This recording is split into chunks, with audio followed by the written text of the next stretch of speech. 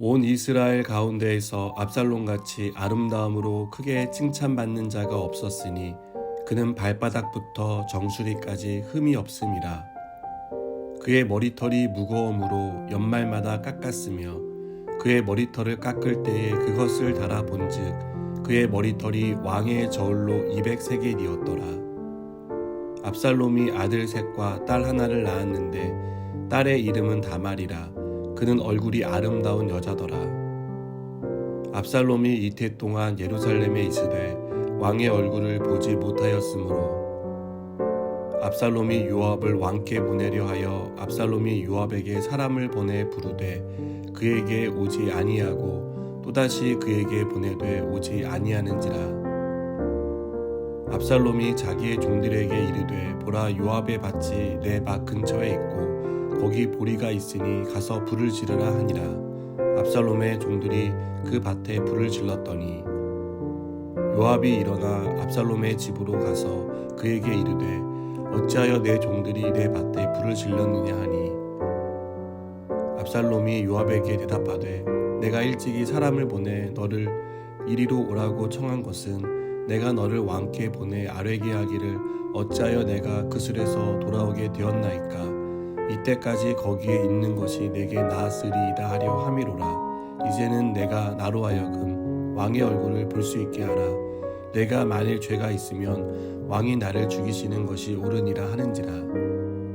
요압이 왕께 나아가서 그에게 아뢰매 왕이 압살롬을 부르니 그가 왕께 나아가 그 앞에서 얼굴을 땅에 대어 그에게 절하매 왕이 압살롬과 입을 맞추니라. 아멘.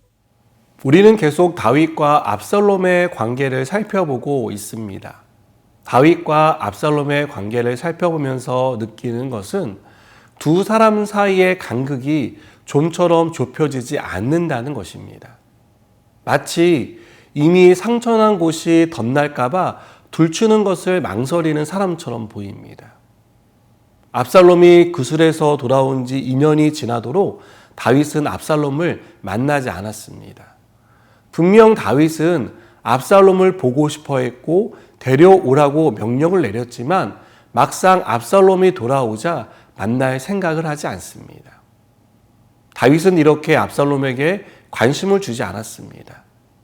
이것은 사실상 압살롬을 방치한 것이고 더 나아가 압살롬과의 관계 회복도 방치한 것이라 할 수 있습니다.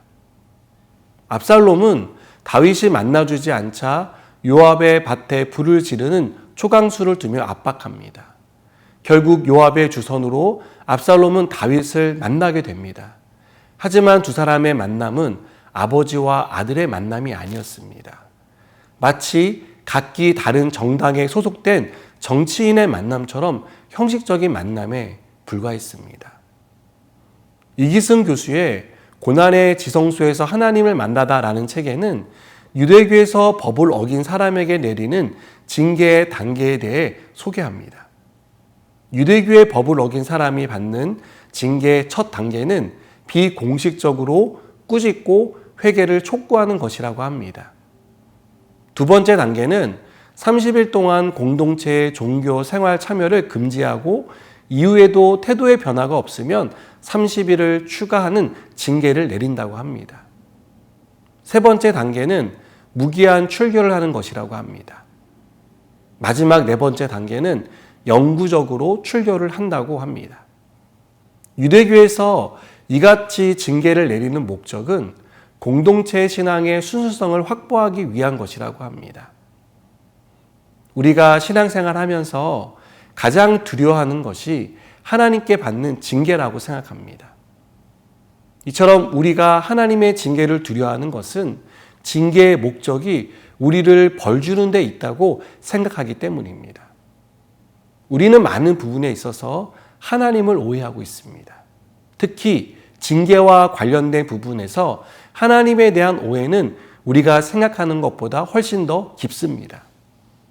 잠언 기자는 잠언 3장 12절에서 대저 여호와께서 그 사랑하시는 자를 징계하시기를 마치 아비가 그 기뻐하는 아들을 징계한 같이 한다라고 말합니다. 우리는 여기서 하나님이 징계하는 사람이 누구인지를 알 수 있습니다. 하나님이 징계하는 사람은 하나님이 사랑하는 사람입니다. 사랑하는 아들이, 딸이 잘못된 길을 가면 부모가 징계하듯이 하나님은 하나님이 사랑하는 사람이 죄를 지을 때 징계하십니다. 이것은 죄로 인한 심판을 의미하는 게 아닙니다.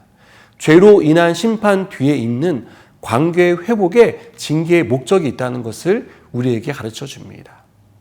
여러분, 죄는 우리와 하나님 사이를 가로막는 가장 큰 적입니다. 그래서 하나님은 죄를 지은 우리를 징계하시며 죄를 깨닫고 회개하게 하십니다. 그래야 우리가 다시 하나님 앞에 설 수 있고 하나님과 온전한 관계 안에서 지낼 수 있기 때문입니다. 다윗이 아들을 위하는 아버지였다면 압살롬이 지은 죄에 대해 징계를 내려야 했습니다. 그래서 회개에 이르게 하고 다시 아버지와 아들의 관계를 온전히 회복해야 했다라고 생각합니다. 사랑하는 여러분, 하나님은 우리를 사랑하십니다. 우리를 너무 사랑하고 기대하셔서 죄를 방관하지 않으시고 우리가 하나님으로부터 멀어지는 것을 방치하지 않으십니다. 다시 한번 하나님의 징계는 나를 벌주기 위한 심판이 아니라 하나님과 어긋난 관계를 회복하기 위한 사랑이라는 사실을 기억하는 저와 여러분이 되었으면 좋겠습니다. 그래서 하나님이 징계를 내리실 때 죄를 회개하고 다시 하나님과의 관계를 온전히 회복하는 저와 여러분 되길 축복합니다. 기도하시겠습니다. 하나님, 오늘 말씀을 통해 징계의 목적이 어디에 있는지를 다시 한번 가르쳐 주셔서 감사합니다.